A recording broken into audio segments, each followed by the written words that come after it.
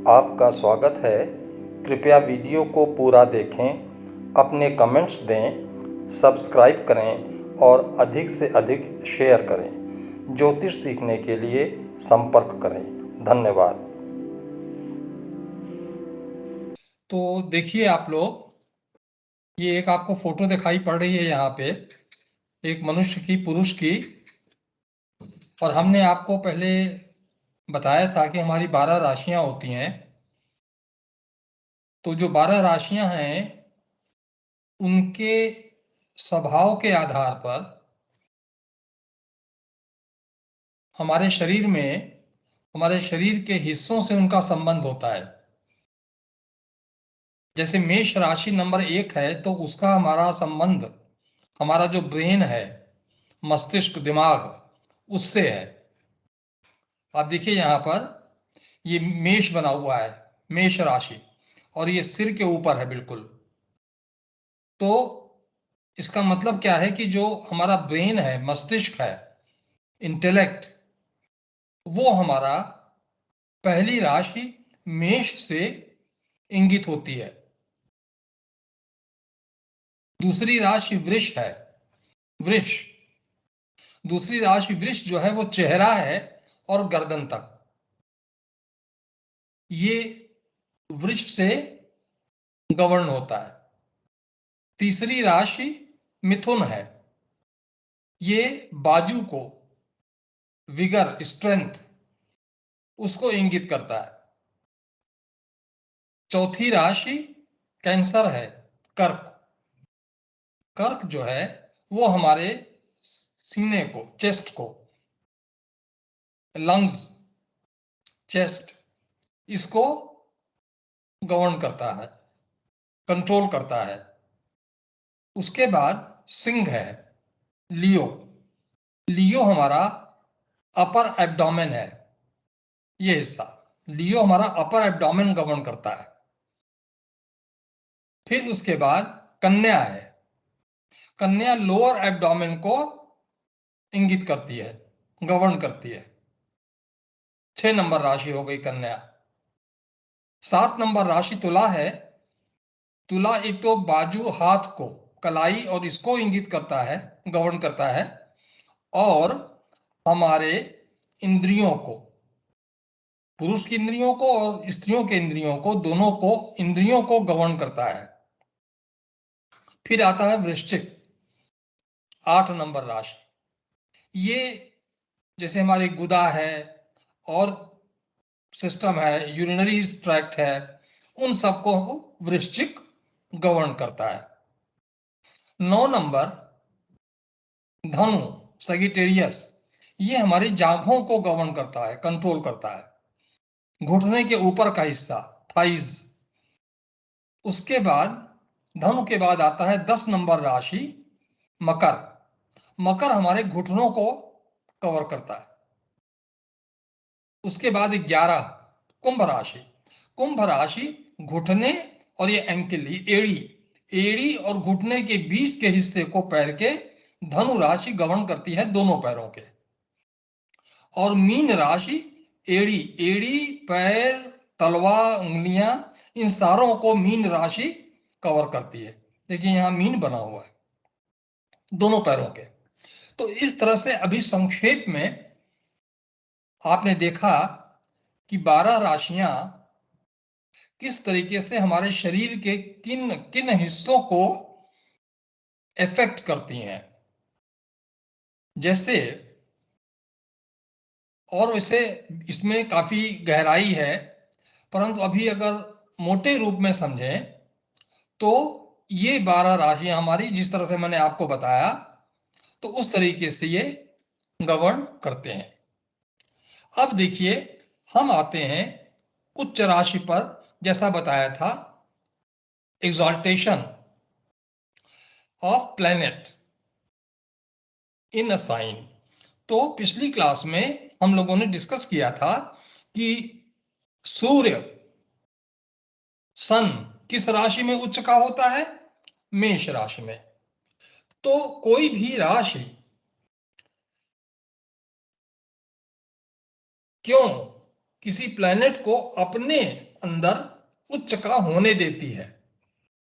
Planet और उस राशि में क्या संबंध होता है जिसके कारण वो उच्च का हो जाता है वहां पर, यानी हाई पोटेंशियल हो जाता है उसका। वहां पर उसको अपनी इच्छानुरूप कार्य करने का मौका मिलता है। वो स्थान उसको अच्छा लगता है, वहां वो सबसे अच्छा महसूस करता है और सबसे अच्छे तरीके से उस राशि में वो काम करता है।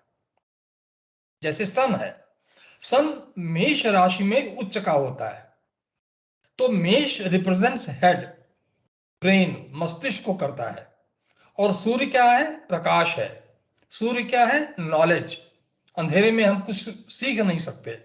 सन is light, that is knowledge. तो नॉलेज के लिए हमें मस्तिष्क की जरूरत है।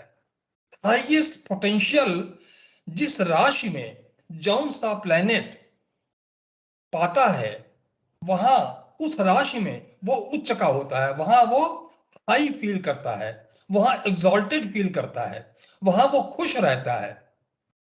एक छोटी सी बात बताएं, आपके जन्मपत्री में या किसी के भी कुंडली में जिस घर के अंदर सन है, सूर्य बैठा हुआ है, उस घर के जो एट्रीब्यूट्स हैं, उस घर के जो गुण हैं, उस घर में जो चीजें हैं जिनको वो घर गवर्न करता है, उस तरह के काम करने में सन को बड़ा अच्छा लगेगा। और सन, सूर्य हमारी आत्मा को इंगित करता है। तो हमें जिस घर में सूर्य बैठा हुआ है, उस घर में किए जाने वाले कामों या उससे संबंधित चीजों या उसके एट्रीब्यूट्स को अगर सन अडॉप्ट करेगा, एक्सेप्ट करेगा, उसमें वो काम करेगा, तो चूंकि वो अंदर की बात है, सन आत्मा है, अंदर है, उसमें वो जातक जिसकी जन्मपत्री है वो बहुत खुश महसूस करेगा या करेगी। जैसे मान लीजिए अगर किसी का सन किसी की जन्मपत्री के छठे घर में है, sixth house is of service, सेवा का है। अगर सन किसी की जन्मपत्री में छठे भाव में बैठा हुआ है, तो वो व्यक्ति, स्त्री या पुरुष, अंदर से उसकी बहुत खुशी से इच्छा होगी कि वो सेवा करे, जॉब करे, नौकरी करे या समाज की सेवा करे। सेवा करने की फीलिंग उसके अंदर रहेगी और सबसे ज्यादा खुशी उसको उसमें मिलेगी। अगर आप उसको लगा देंगे कि तुम धन कमाओ, बिजनेस में डूब जाओ, बस खाली धन के प्रति आकर्षित रहो और उसके प्रति कर्तव्य कर्म करो, तो वो कर तो सकता है प्लैनेट्स के आधार पर या अपने बड़े बूढ़ों के निर्देशन पर, परंतु अंदर से वो खुश नहीं रहेगा उसको करके। तो ये हुआ एग्जॉल्टेशन होना। तो सन वैसे ओरिजिनली एग्जॉल्टेड होता है मेष राशि में, क्योंकि सूर्य ज्ञान है, आत्मा है। तो मस्तिष्क से संबंधित मेष राशि है। मेष राशि सिर है, माथा, माथा और स्कल के अंदर जो ब्रेन है, वहां पर सन एग्जॉल्टेड होता है। और देखिए आप कि हमने आपको बताया था कि जहां जो जिस राशि में जो प्लेनेट एग्जॉल्टेड होता है उसमें 6 जोड़ देंगे, तो उस राशि में जाकर के वो डेबिलिटेटेड हो जाएगा, यानी नीच का हो जाएगा। तो अगर आप मेष राशि 1 में 6 जोड़ेंगे तो आपको मिलेगी कौन सी राशि? तुला राशि, 7 नंबर। 7 नंबर क्या रिप्रेजेंट करता है? In general sexual desire, opposite sex के प्रति attraction, relations of all kinds, enjoyment. और सूर्य को ये सब नहीं चाहिए, सूर्य को चाहिए ज्ञान। तो इन सब में सूर्य का कोई इंटरेस्ट नहीं है। तुला represents organs, sexual organs mainly, सूर्य को उससे कोई सरोकार नहीं है, उसका उसमें कोई इंटरेस्ट नहीं है, इसलिए वहां जाकर के वो नीच हो गया। Sun is soul full of divine knowledge, इसलिए उसका कुछ ज्यादा इंटरेस्ट नहीं है इन सब चीजों में जिसमें तुला का इंटरेस्ट है। तुला मीन्स वीनस, वीनस की राशि है तुला, इसलिए तुला राशि में सूर्य डेबिलिटेटेड हो जाता है, नीच का हो जाता है। अब देखिए कि सन क्या है। सन इंटेलेक्ट है, ब्रेन है, learning of all kinds of knowledge, confidence है। ठीक है। अब देखिए आप कि सन, सूर्य हमारा माथा है, हमारा मस्तिष्क है, और एक चीज विशेष रूप से यहां सोचना है कि जो ब्रेन है, हमारे सारे शरीर की इंद्रियां जो गवर्न होती हैं वो ब्रेन में मौजूद नर्व से होती हैं। इसलिए सन को आत्मा कहा, सन को सभी प्लैनेट्स का राजा कहा, क्योंकि वो मस्तिष्क से सारे शरीर को गवर्न करता है, सब कुछ गवर्न करता है। किस रूप में? प्रकाश के रूप में, एनर्जी देता है। ठीक है।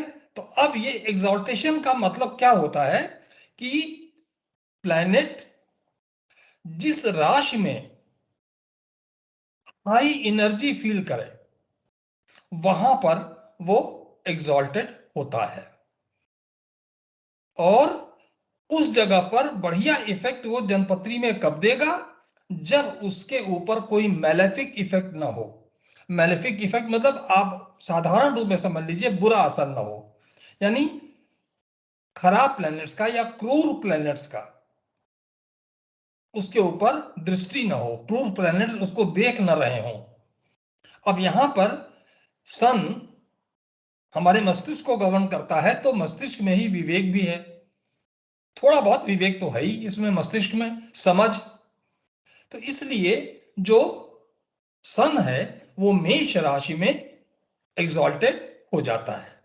अब आपको इन जनरल समझना है कि एग्जॉल्टेशन क्या है, तो आपको अन्य राशियों और अन्य ग्रहों का भी आसानी से समझ में आ जाएगा। एग्जॉल्टेशन का मतलब होता है कि जब मनुष्य एक तरीके से अपने जहां भी वो है वहां वो उसकी उन्नति हो जाए, पदोन्नति हो जाए उसकी, जहां वो उमंग महसूस करे, खुश महसूस करे, जहां उसको उल्लास महसूस हो, और N intense feeling of great Joy, वहां पर जहां उसको महसूस होगा वो स्थान एग्जॉल्टेड कहा जाएगा उस प्लैनेट के लिए, यानी वो राशि जहां उसका बहुत अधिक महत्व हो, ये हो जाता है एग्जॉल्टेशन। और डेबिलिटेशन क्या हुआ? डेबिलिटेशन का क्या मतलब हुआ कि जहां पर आप जा करके अपने को कमजोर पाएं, वो स्थान जो आपके रुचि के अनुसार नहीं है, जो आप अंदर से चाहते हैं, वहां वो चीज आपको नहीं मिल रही है, और आप इस कारण से वहां पर अपने को धीरे धीरे सुस्त और कमजोर पाने लगते हैं। अगर आपको वहां बैठा दिया जाए, उसके पीछे कारण कुछ भी हो सकता है। जैसे सूर्य को, जो ज्ञान का कारक है, जो ऊर्जा का कारक है, जो विवेक का कारक है, जो लर्निंग का कारक है, उसको ले जाके तुला में बैठा दीजिए, जो हमारे इंद्रियां हैं वहां ले जाइए, सेक्स में ले जाइए, संसार की चीजों में डूबने के लिए कहिए उसको, तो सूर्य को अच्छा नहीं लगेगा। इस कारण सन लिब्रा साइन में, साइन नंबर 7 में, तुला राशि में डेबिलिटेटेड हो जाता है, यानी वहां वो सुस्त महसूस करता है, वहां वो अपने को कमजोर पाता है, वहां वो कर नहीं पाता जो वो चाहता है। डेबिलिटेशन में भी और बहुत सारी चीजें हैं बारीकी की, वो हम आगे पढ़ेंगे। आज हम हल्का हल्का थोड़ा सा जानकारी हासिल करते हैं कि एग्जॉल्टेशन क्या है और डेबिलिटेशन क्या है वास्तव में, और कौन सा प्लैनेट किस राशि में क्यों एग्जॉल्टेड महसूस करता है, ये आज हम थोड़ा सा समझेंगे। तो सन के बारे में आपने समझ लिया। अब देखिए मून, सूर्य के बाद आता है चंद्रमा। मून। चंद्रमा एग्जॉल्टेड होता है वृष राशि में, टाउरस में। काल पुरुष की कुंडली का जो सेकंड हाउस है, काल पुरुष की कुंडली का फर्स्ट हाउस यानी लग्न, तो सूर्य कहां पर उच्च का होता है? लग्न में, असेंडेंट में, काल पुरुष की कुंडली में, क्योंकि वहां है संख्या 1, मेष राशि, मंगल। तो सूर्य वो मस्तिष्क है, जैसा आपको बताया, अभी आप फोटो में देख भी रहे हैं, मेष राशि मस्तिष्क है। तो सूर्य असेंडेंट में, लग्न कह लीजिए, प्रथम भाव कह लीजिए, वहां पर एग्जॉल्टेड है। चंद्रमा कहां एग्जॉल्टेड महसूस करता है अपने को? चंद्रमा एग्जॉल्टेड महसूस करता है 2 नंबर के भाव में, काल पुरुष की कुंडली में। दूसरा भाव वृष राशि किसको कंट्रोल करता है, किसको सिग्निफाई करता है?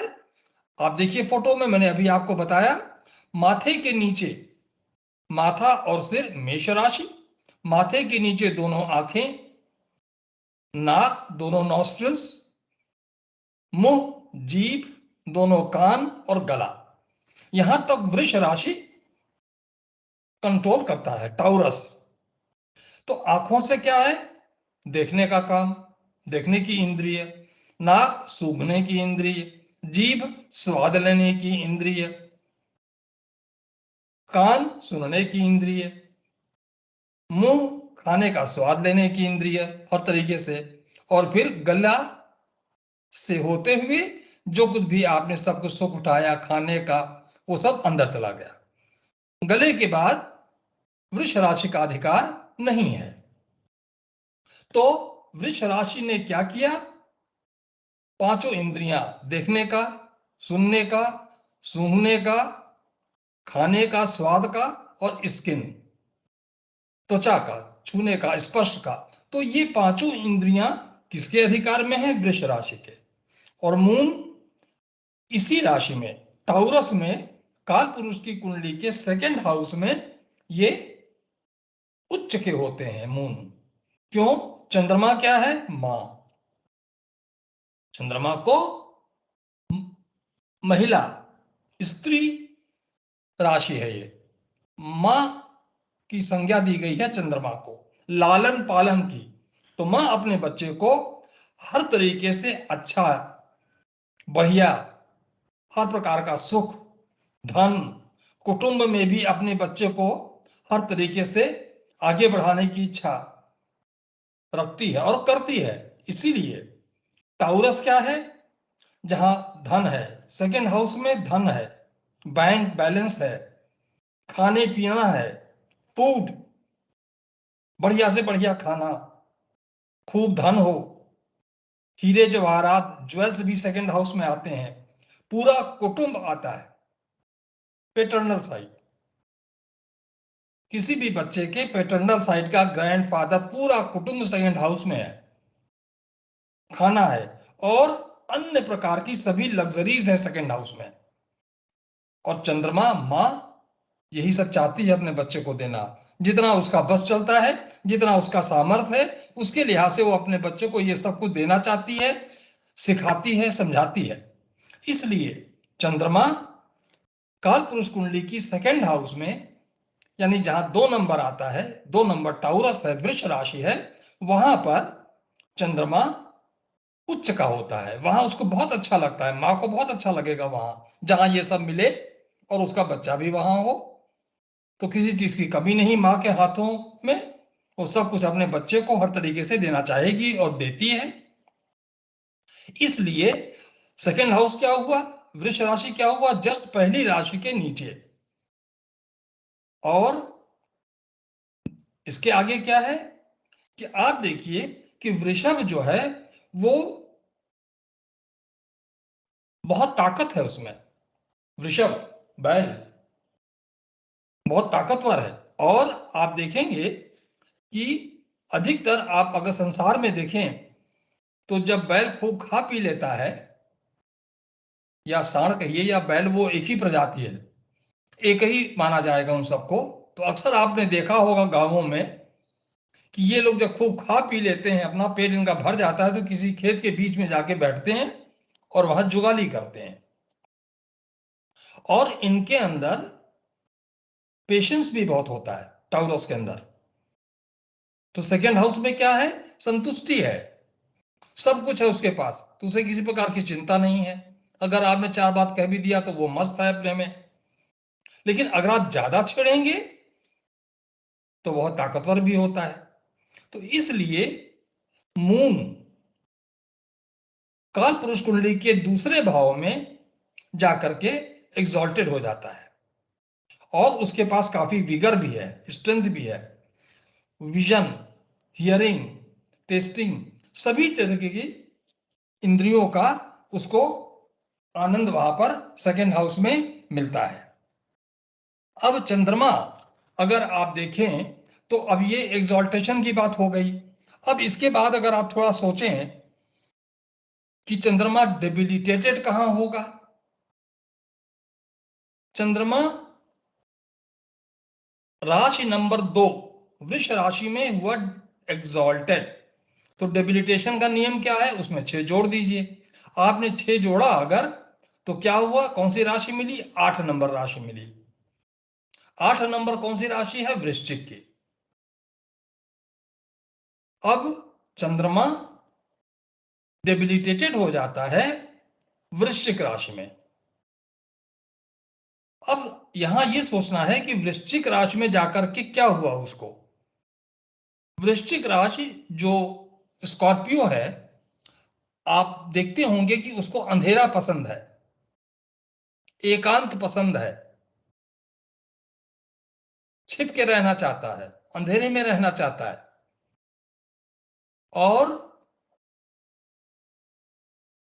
उसको भोजन किस प्रकार का पसंद है वो आप सब जानते हैं।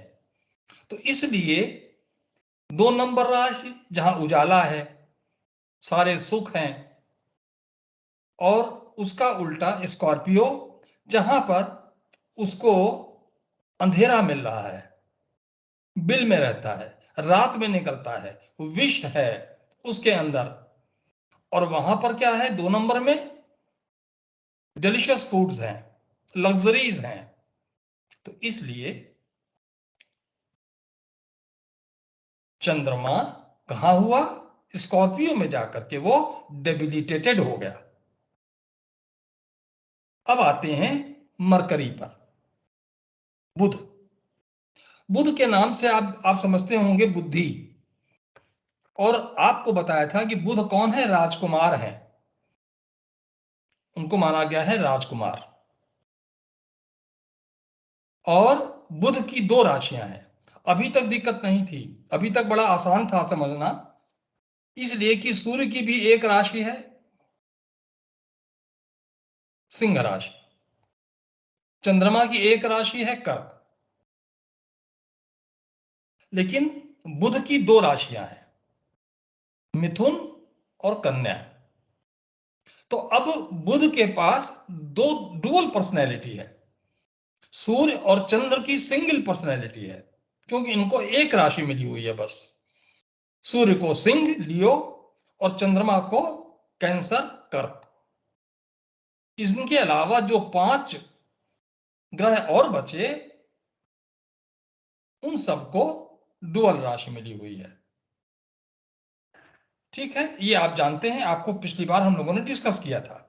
अब मरकरी बुध किस राशि में एग्जॉल्टेड होता है, ये आपको पिछली बार बताया था कि मरकरी ही एक ऐसा प्लेनेट है, बुध ऐसा ग्रह है जो अपनी ही राशि में एग्जॉल्टेड होता है, और कोई भी ग्रह अपनी राशि में एग्जॉल्टेड नहीं होता।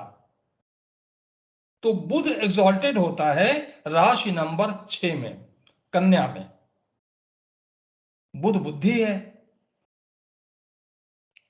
और भी चीजें हैं बुध के साथ, परंतु अभी यहां एग्जॉल्टेशन के लिए अगर हम समझें तो Budh is exalted in sign number 6, Kanya. अब कन्या राशि जो है, वर्गो, वर्गो की क्या क्वालिटी है 6 नंबर राशि की? इसकी सबसे बड़ी क्वालिटी है, it is very analytical. very critical thinking process, analyzes everything and then decides. और दूसरी बात, कन्या राशि धन चाहती है, इट वॉन्ट्स मनी, वेल्थ। क्यों? राजकुमार है और राजकुमार बुद्धिमान होगा, हर चीज को एनालाइज करेगा, और अगर उसके अंदर ये गुण नहीं है तो राजकुमार होने लायक नहीं है। इसलिए बुध साइन नंबर 6 वर्गों में एग्जॉल्टेड होते हैं, क्योंकि वर्गों की क्वालिटी ही यही है, मेंटल। बिना किसी बात का खूब गहराई से विश्लेषण किए उसको न मानना, न स्वीकार करना, और स्ट्रेट फॉरवर्ड होकर के धन के प्रति सजग रहना, उनके लिए धन काफी प्यारा होता है। वे बिजनेस में बहुत तेज होते हैं और स्ट्रेट फॉरवर्ड होते हैं। कहने का मतलब पैसे के लेन देन में उन्हें कोई हिचक नहीं, कोई लिहाज नहीं, कुछ नहीं। पैसा लिया है, पैसा वापस करो, ये टाइम दिया था, इस टाइम में वापस करो। और देने में भी वैसे हैं, अगर उनको पैसा देना है किसी को तो वो टाइम से पैसा वापस भी करते हैं, दोनों तरफ से है। इसलिए वर्गों में मरकरी, बुध प्लैनेट एग्जॉल्टेड होता है। अब इसकी दूसरी राशि है मिथुन, जेमिनाई। जेमिनाई में बुध क्यों नहीं एग्जॉल्टेड हुआ? क्योंकि मिथुन राशि जो है वो सामाजिक स्तर पर नेम एंड फेम चाहती है, समाज में घूमना फिरना, सामाजिक बनना, समाज में उसको लोग जाने। वर्गों को इससे कोई लेना देना नहीं है, समाज में कोई इसको जानता है या नहीं जानता है, he hardly cares. He just wants money, fair dealing, proper thinking, right approach, analytical। इसलिए बुध जो है वो कन्या राशि में उच्च का होता है। मिथुन राशि में क्या है, इजी गोइंग है वो। मिथुन राशि को ठीक है, कोई बात नहीं, दे देगा, ये है वो है, इस तरीके से कोई बहुत ज्यादा पंक्चुअलिटी, कोई बहुत ज्यादा थिंकिंग नहीं है, चलो कोई बात नहीं, ठीक है। और वर्गो क्या है, Virgo is very disciplined. Virgo knows how to respect others and he wants to be respected or she wants to be respected, and he or she both respect others. They care for money, उनको धन की चिंता है।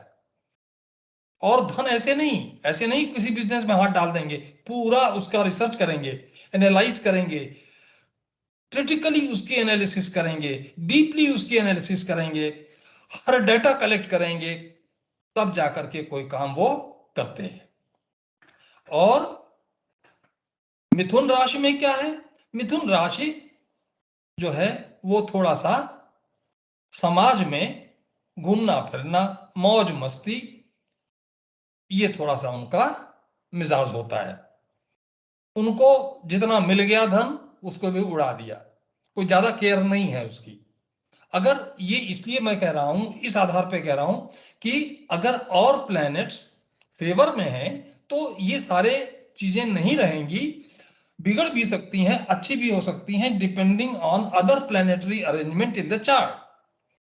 परंतु this is the pure explanation of the rashi and exaltation. तो अब हमें क्या सोचना है कि हमें मरकरी सिक्स्थ साइन में, सिक्स्थ हाउस में एग्जॉल्टेड होता है, क्योंकि वो कोई भी बात का जब बहस करेगा तो बारीकी से करेगा। बिकॉज बारीकी से बहस करने में वर्गो क्यों निपुण है, क्योंकि उसके पहले वो पूरी रिसर्च कर लेता है उस सब्जेक्ट पर या उस सब्जेक्ट के पार्ट पर। लेकिन जेमिनी बहस तो करता है, उसके अंदर भी बहस करने का गुण तो है, क्योंकि है तो बुध की ही राशि, परंतु उतनी बारीकी या उतनी सूक्ष्मता उसके अंदर वो नहीं है।